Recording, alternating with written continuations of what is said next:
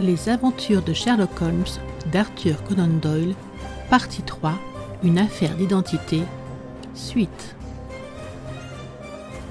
On dirait que vous avez lu sur elle des tas de choses qui sont demeurées pour moi tout à fait invisibles, hasardai-je. Pas invisibles, mais vous ne les avez pas remarquées, Watson. Vous ne savez pas regarder, c'est ce qui vous fait manquer l'essentiel. Je désespère de vous faire comprendre un jour l'importance des manches ou ce que peut suggérer un ongle de pouce, voire un lacet de soulier.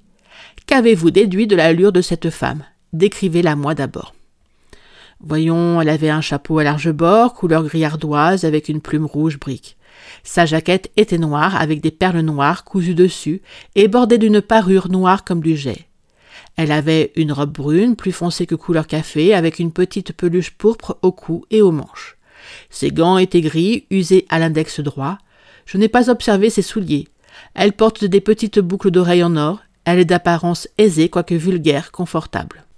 Sherlock Holmes battit des mains et gloussa ironiquement. « Ma parole, Watson, vous êtes en gros progrès.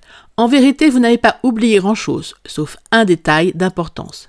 Mais je vous félicite pour votre méthode et vous avez l'œil juste pour la couleur. Ne vous fiez jamais à une impression générale, cher ami, mais concentrez-vous sur les détails. Mon premier regard, s'il s'agit d'une femme, est pour ses manches. S'il s'agit d'un homme, pour les genoux du pantalon. Vous l'avez remarqué, cette femme avait de la peluche sur ses manches, et la peluche est un élément très utile car elle conserve des traces. Ainsi, la double ligne, un peu au-dessus du poignet, à l'endroit où la dactylo appuie contre la table. La machine à coudre à la main laisse une marque semblable, mais seulement sur le bras gauche et du côté le plus éloigné du pouce. Ensuite, j'ai examiné son visage, et j'ai constaté la trace d'un pince-nez. J'ai aventuré une remarque sur sa myopie et sur la machine à écrire. Elle en a été fort étonnée. Moi aussi. Pourtant, cette remarque allait de soi. J'ai ensuite été surpris et intéressé en faisant descendre mon regard vers les souliers. C'étaient d'étranges souliers. Je ne dis pas qu'ils appartenaient à deux paires différentes, mais l'un avait un bout rapporté à peine nettoyé et l'autre propre.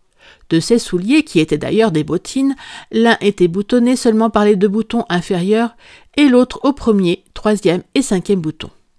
Eh bien, Watson, quand on voit une jeune dame par ailleurs vêtue avec soin sortir de chez elle dans un pareil désordre de chaussures, il n'est pas malin de penser qu'elle est partie en grande hâte. « Et quoi encore » demandai-je vivement, intéressé une fois de plus par la logique incisive de mon camarade. J'ai remarqué en passant qu'elle avait écrit une lettre ou une note avant de sortir, mais alors qu'elle était habillée. Vous avez observé que son gant droit était usé à l'index, mais vous n'avez pas vu qu'à la fois le gant et le doigt étaient légèrement tachés d'encre violette. Elle était pressée, et elle a enfoncé trop loin sa plume dans l'encrier. Cela ne doit pas remonter à plus tard que ce matin. Autrement, la trace n'aurait pas été si nette. Tout ceci est bien amusant. C'est un peu élémentaire, sans doute. Mais il faut que je me mette au travail, Watson. Auriez-vous l'obligeance de me lire le texte de l'annonce qui donne la description de M. Osmer Angel? J'approchai la petite coupure de la lampe et je lus. Titre, on recherche, voici le texte. Un gentleman nommé Osmer Angel a disparu depuis le 14 au matin. Taille à peu près 1,70 m, bien bâti, teint jaune, cheveux noirs, début de calvitie au sommet, favoris noirs et moustache. Lunettes teintées, léger défaut de prononciation. La dernière fois qu'il fut aperçu portait une redingote noire bordée de soie, un gilet noir, une chaîne de montre en or, des pantalons gris de tweed écossais, des guêtres brunes sur des souliers à côté élastiques. A été employé dans un bureau de Leadenhall Street. Toute personne qui pourrait contribuer, etc. Cela suffit, dit Holmes, passons aux lettres. Elles sont d'une banalité ennuyeuse et ne nous apprennent rien sur M. Angel, sauf qu'en une occasion, il cite Balzac. Cependant, voici un détail important qui vous frappera sans doute. Elles sont tapées à la machine à écrire. Certes, mais la signature également est tapée à la machine à écrire. Voyez ce net petit Osmer Angel au bas. Il y a bien la date, mais pas l'adresse, sauf Leadenhall Street, ce qui est assez vague. Ce détail de la signature est très suggestif, je devrais dire concluant. En quoi? Mon cher ami, est-il possible que vous ne discerniez point son importance? Je ne saurais vous dire que je discerne quelque chose, sauf peut-être que ce monsieur voulait se réserver la possibilité de renier sa signature pour le cas où serait engagée une action judiciaire pour rupture de contrat. Non, ce n'est pas cela. Tout de même, je vais écrire 2 lettres qui devraient résoudre le problème. L'une à une firme de la City, l'autre au beau-père de la jeune demoiselle pour lui demander de nous rencontrer demain soir à 6 heures. C'est beaucoup mieux d'avoir affaire à des hommes. Et maintenant, docteur, nous ne pouvons rien faire avant d'avoir reçu réponse à ces 2 lettres. D'ici là, rangeons ce petit problème dans un tiroir que nous enfermerons à clé. J'avais eu tellement de bonnes raisons de me fier à la subtilité du raisonnement de mon ami, ainsi qu'à l'énergie de son activité, que je sentis qu'il ne devait pas manquer de base solide pour traiter avec cette sorte de désinvolture le singulier mystère qui lui avait été soumis. Je ne l'avais vu se tromper qu'une fois dans l'affaire du roi de Bohême et de la photographie d'Irène Adler. Et si je me reportais aux péripéties du signe des 4 ou de l'étude en rouge, je me disais qu'il n'existait pas au monde une énigme qu'il ne fût capable de déchiffrer. Je le laissais donc en tête-à-tête avec sa pipe noire. J'avais la conviction que lorsque je reviendrais le lendemain soir, je le trouverais tenant dans sa main les divers fils qui lui permettraient de découvrir le fiancé de Mlle Mary Sutherland. Toute mon attention fut d'ailleurs requise par un cas médical d'une extrême gravité, et je passai presque toute la journée au chevet du malade. Je ne pus me libérer que quelques minutes avant 6 heures, mais je sautai dans un fiacre et me fis conduire à Baker Street.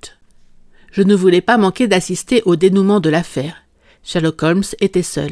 Il dormait à moitié, pelotonné au fond de son fauteuil. Une formidable armée de bouteilles et d'éprouvettes parmi des relents d'acide chlorhydrique m'apprit qu'il avait consacré sa journée à ses chères expériences chimiques. « Eh bien, vous avez trouvé » demandai-je en entrant.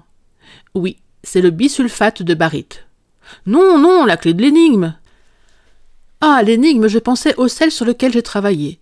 Mais il n'y a jamais eu d'énigme, mon cher, bien que quelques détails m'aient intéressé, comme je vous le disais hier. Ce qui m'ennuie, c'est qu'aucune loi, je le crains, ne doit s'appliquer aux coquins. » Qui est-ce donc? Et pourquoi a-t-il abandonné Mlle Sutherland? Ma phrase n'était pas terminée, et Holmes ouvrait déjà la bouche pour me répondre, que nous entendîmes un bruit de pas dans le couloir. Quelqu'un frappa à la porte. « Voilà le beau-père de la demoiselle, M. James Windibank, » annonça Holmes. Il m'avait répondu qu'il serait là à 6 heures. « Entrez !» Le visiteur était un homme robuste, de taille moyenne. Il paraissait 30 ans. Sur son visage jaunâtre, ni moustache, ni barbe, ni favoris. Il avait l'allure doucereuse, insinuante. Ses yeux gris étaient magnifiques de vivacité et de pénétration. Il nous décocha à chacun un regard interrogateur, posa son chapeau sur le buffet, s'inclina légèrement et se laissa glisser sur la chaise la plus proche. « Bonsoir, monsieur James Windibank, » dit Holmes. « Je suppose que cette lettre tapée à la machine qui confirme notre rendez-vous pour 6 heures est bien de vous. » « Oui, monsieur, je suis un peu en retard, mais je ne suis pas mon maître, n'est-ce pas? Vous me voyez désolé que Mlle Sutherland vous ait ennuyé avec cette petite affaire. Il me semble en effet préférable de ne pas étaler son linge sale en public.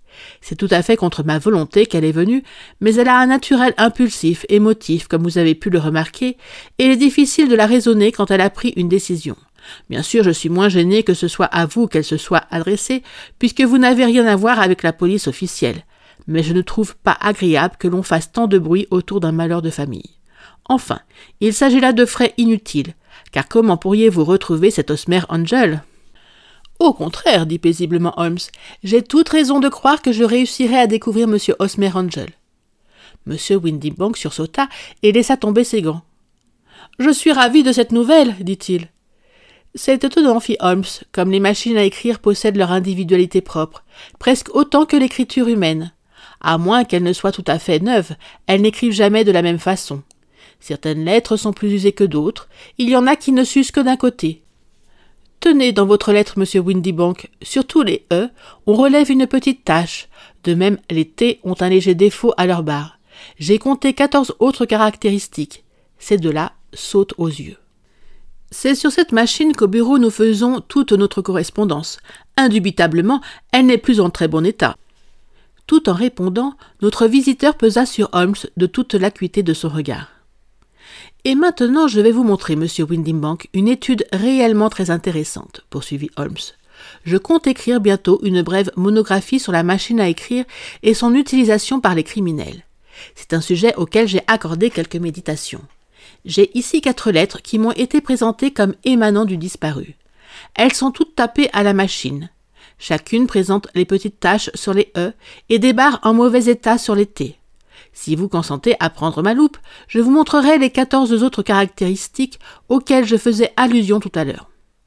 M. Windibank sauta de sa chaise et empoigna son couvre-chef. « Je n'ai pas de temps à perdre pour une conversation aussi fantaisiste, monsieur Holmes, dit-il. S'il est en votre pouvoir de rattraper l'homme, rattrapez-le. Quand ce sera fait, vous me préviendrez. » Certainement, fit Holmes en se levant et en fermant la porte à double tour. Apprenez donc que je l'ai rattrapé. Comment? Où? Cria M. Windibank, tout pâle et regardant autour de lui comme un rat pris au piège. Oh, cela ne fait rien, rien du tout, dit Holmes, non sans suavité. Il n'y a plus moyen de vous en tirer, M. Windibank. Tout était trop transparent, et vous m'avez fait un mauvais compliment quand vous avez avancé qu'il me serait impossible de résoudre un problème aussi simple. Allons, asseyez-vous et parlons. Notre visiteur s'effondra dans un fauteuil. Il était blême et de la sueur perlait sur son front. « La justice ne peut rien contre moi, bégaya-t-il. « J'en ai peur, mais entre nous, M. Windibank, le tour que vous avez joué est abominablement mesquin, cruel et égoïste. Je vais retracer le cours des événements, et vous me corrigerez si je me trompe. » L'homme était blotti dans son fauteuil, avec la tête rentrée dans la poitrine. Littéralement aplati. Holmes cala ses pieds contre le coin de la cheminée, et s'appuyant en arrière avec les deux mains dans les poches, commença à parler. J'avais l'impression qu'il se parlait à lui-même plutôt qu'à nous. « L'homme a épousé pour de l'argent une femme beaucoup plus âgée que lui, dit-il, et il a joui de l'argent de la fille qui vivait avec eux. Cela faisait une somme considérable pour des gens dans leur situation. S'il la perdait, la différence serait d'importance. Un effort méritait donc d'être tenté. La fille possédait un tempérament naturellement bon et aimable, mais elle était sensible et elle avait à sa manière le cœur chaud. De toute évidence, en tenant compte de son attrait personnel et de sa petite fortune, il fallait s'attendre à ce qu'elle ne demeurât point longtemps célibataire. Or, son mariage représentait, aux yeux de son beau-père, la perte de 100 livres par an. Que fit le dit beau-père pour l'empêcher de se marier? Il commença, c'est la règle, par lui interdire de sortir et d'aller avec des garçons de son âge. Il ne tarda pas à découvrir que cette interdiction ne serait pas éternellement valable. Elle se rebella, fit valoir ses droits et finalement annonça son intention de se rendre à un certain bal. Quelle idée germa alors dans l'esprit fertile du beau-père? Oh, il est plus logique de la porter au crédit de sa tête que de son cœur. Avec la complicité et l'aide de sa femme, il se déguisa. Il masqua ses yeux vifs derrière des lunettes teintées, il se para de favoris postiches, il mua cette voix claire en un chuchotement doucereux, et profitant de la myopie de sa belle-fille, il apparut sur les traits de M. Hosmer Angel, ainsi éloignait-il les amoureux, en jouant lui-même l'amoureux passionné. Au début, il ne s'agissait que d'une farce, gémit notre visiteur. Nous n'avions jamais pensé qu'elle s'enflammerait aussi facilement. Peut-être. Quoi qu'il en soit, la jeune fille s'est enflammée comme elle croyait son beau-père en France. L'idée d'une supercherie n'effleura jamais son esprit. Elle était flattée par les attentions du gentleman, et cette sorte de vanité qu'elle en tirait était encore renforcée par l'admiration hautement laudative de la mère. M. Hosmer Angel dut alors se déclarer. L'affaire pouvait aller aussi loin qu'il le souhaitait. Il y eut des rencontres, des fiançailles, si bien que toute la capacité affective et amoureuse de la jeune fille se trouvait concentrée sur ce faux objet de tendresse. La tromperie ne pouvait cependant pas se prolonger indéfiniment. Que restait-il à faire? Rien d'autre que de brusquer la conclusion de l'affaire d'une manière si dramatique que la jeune fille en demeurerait profondément impressionnée. Assez du moins pour écarter à l'avenir tous les soupirants possibles. D'où ce serment de fidélité sur la Bible, d'où également ces allusions à une éventualité quelconque le matin même des noces. James Windibank tenait à ce que Mlle Mary Sutherland fût si amoureuse de Hosmer Angel et si incertaine quant à son sort que pendant les 10 prochaines années, elle n'écouta point d'autre homme. Il la mena jusqu'à la porte de l'église. Là, comme il ne pouvait aller plus loin, il s'évanouit. C'est un vieux truc de se glisser hors d'un fiacre par la porte opposée à celle par laquelle on est entré. Me suis-je trompé sur le cours de l'enchaînement des circonstances, monsieur Windibank? Notre visiteur avait repris un peu d'assurance pendant le monologue de Holmes. Il se leva, son pâle visage ricanait.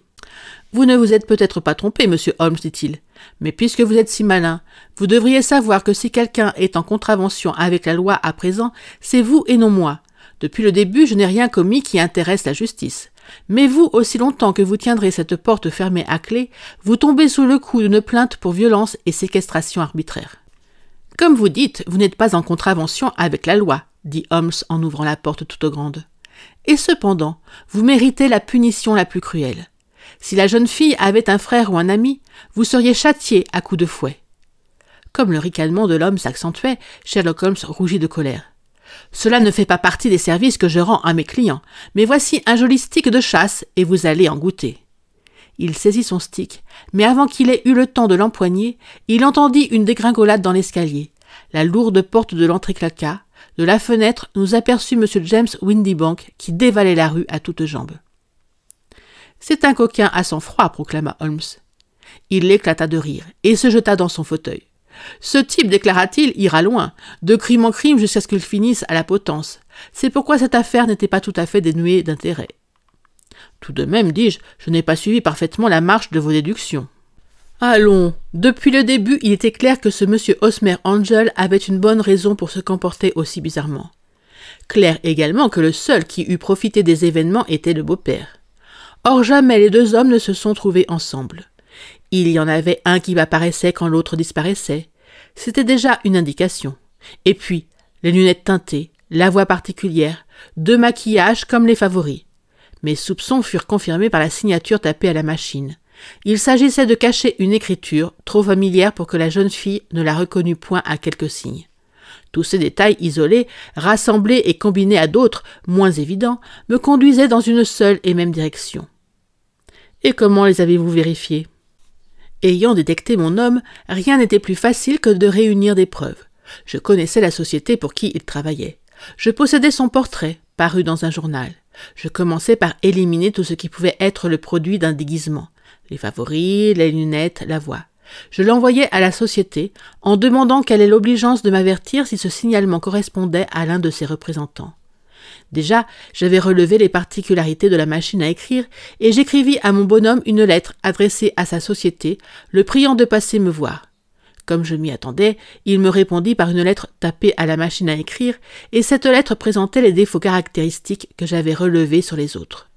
Le même courrier m'apporta une lettre de Westhouse and Marbank de Fenchurch Street, qui me confirmait que la description que j'avais faite correspondait trait pour trait à celle de leur représentant, M. James Windibank.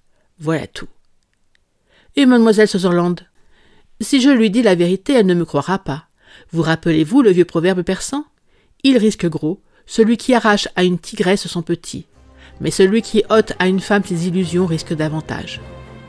Dans Éphyse, il y a autant de sagesse que dans Horace, et une connaissance des humains aussi profonde.